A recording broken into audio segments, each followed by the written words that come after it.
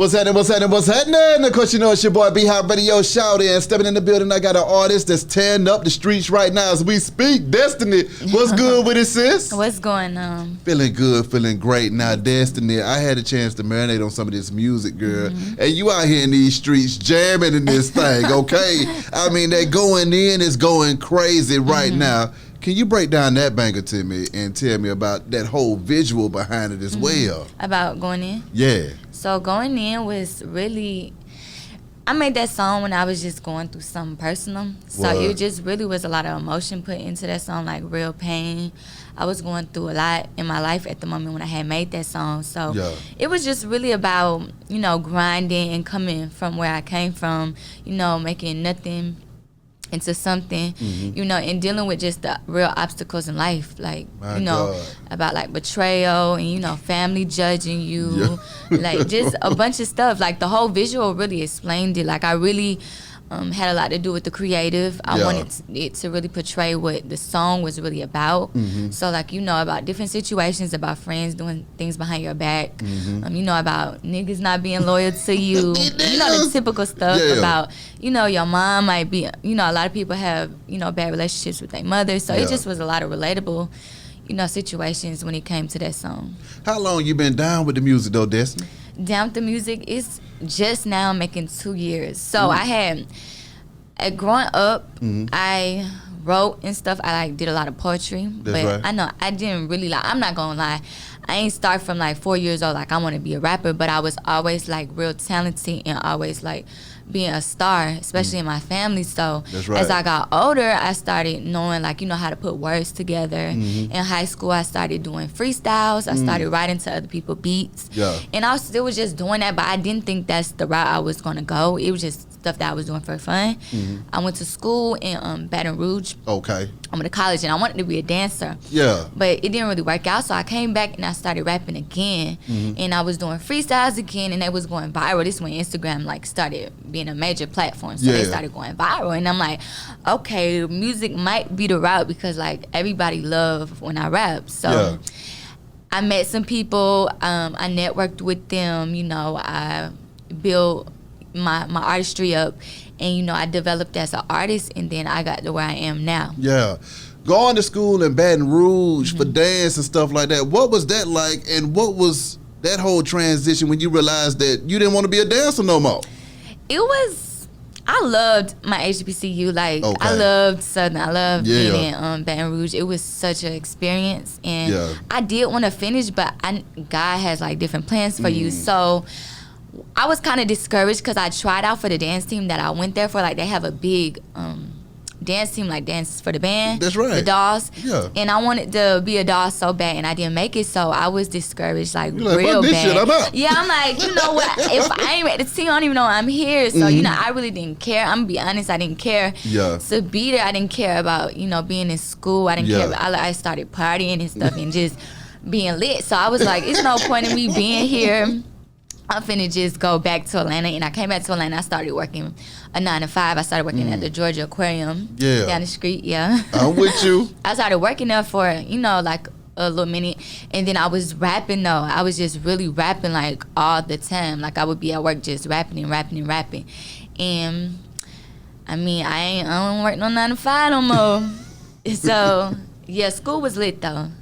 Hooking up with Wolfpack though, I mean, that's a hard-hitting team over there. So what has that been like for you, you know, signing that deal and getting down with the movement? Wolfpack's been lit. Like, it's a good platform. It has gotten me, you know, to a different part of my artistry as well. I'm just really you know, I'm new to the team, so I'm still just building, you know, building my name and just building my face around the label and just trying to, you know, grind on my own, you know, and had a label behind me, 100%. Exactly. So that's just how it been for me this time. But they like family, everybody doing their own thing, everybody going hard. So I appreciate them.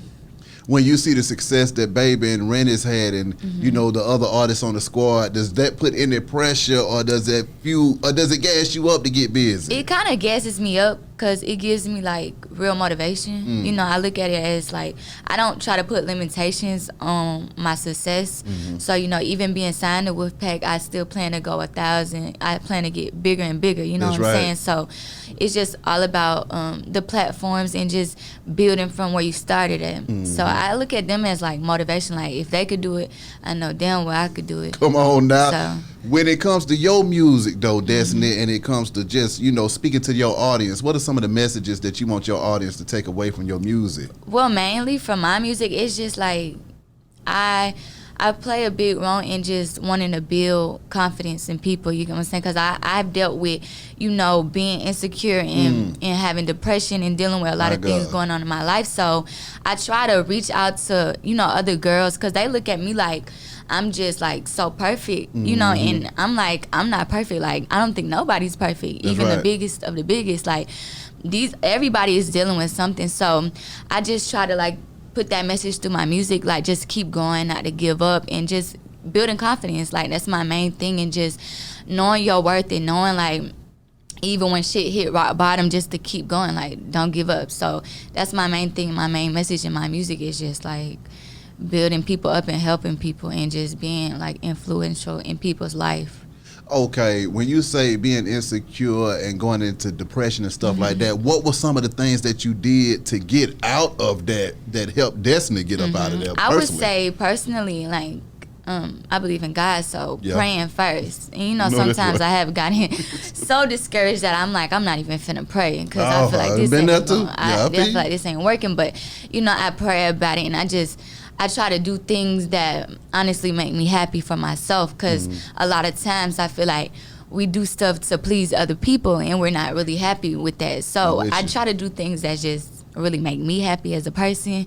And that helps me. I mean, making music, writing music is real therapeutic to me. Just stuff like that. Just thinking outside of the box and just seeing a bigger picture in all of this just really helps me get through, like, you know, depression and insecurities, and just looking in the mirror every day and telling yourself, like, you know, you got this type shit. So I think that's what really helped me, like, get to a different point. Now, you say you came back to the A from Baton Rouge. Did you grow up in the city, too? Of what? Baton Rouge? Atlanta. Atlanta. I grew up in the city of Atlanta. Okay. I was not born here, but I am from here. I don't care what nobody's talking about. I don't want to hear she not from Atlanta.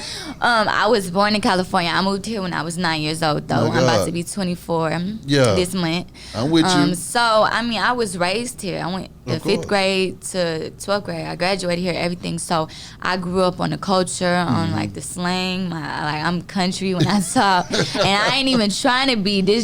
It's just how it is. What high school you went to? I went to Carver High School. Okay. Not too far from him. Yeah. Right off of University Pryor. I already know.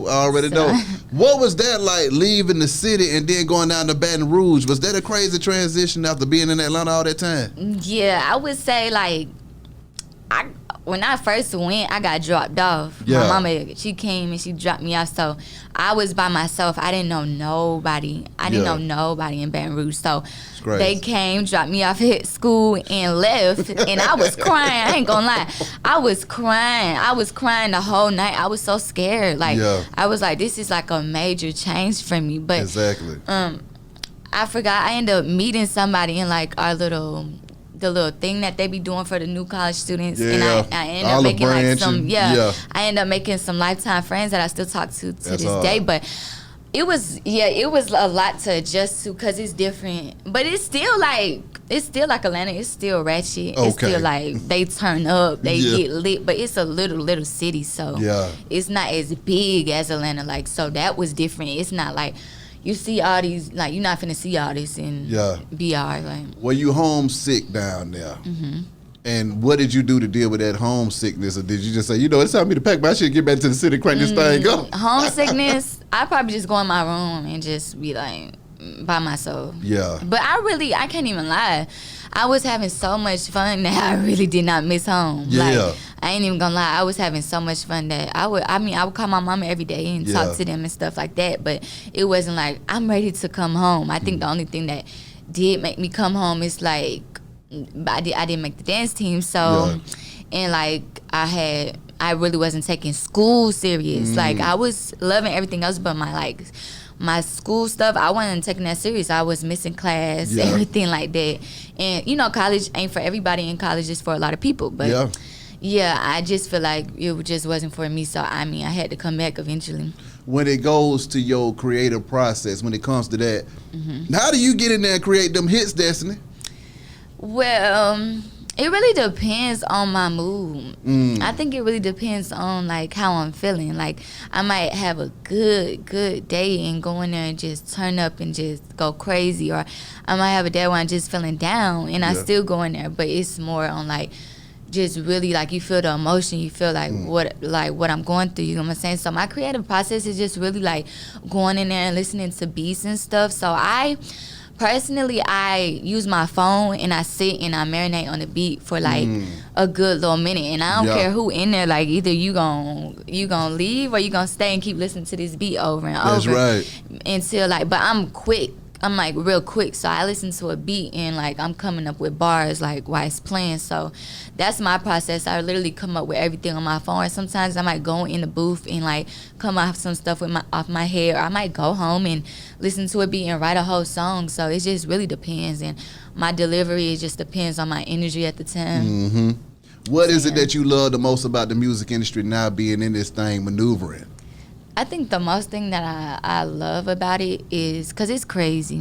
Let me tell you, like, what makes it crazy? It's crazy. It's a lot going on. Like, you know the industry. Like, it's a dirty game. Like, it's probably the dirtiest game there is. Yeah. So it's just a lot. Like, you gotta watch your back. Like, especially being a female. Like, you really have to stand 10 toes, and you really gotta really stand on everything that you believe in, because people will really try to, like, you know, brainwash you and try to dumb you down because they think like you're a female, you don't know nothing. So you really gotta know the business for yourself before anything, because people will tell you anything. So I think the main thing that I love though about it is, like, you know, you get to meet people, you get to network, and you get to just learn the culture and learn new things every day about it. So I think that's what I love the most, is just the experience. It's fun too.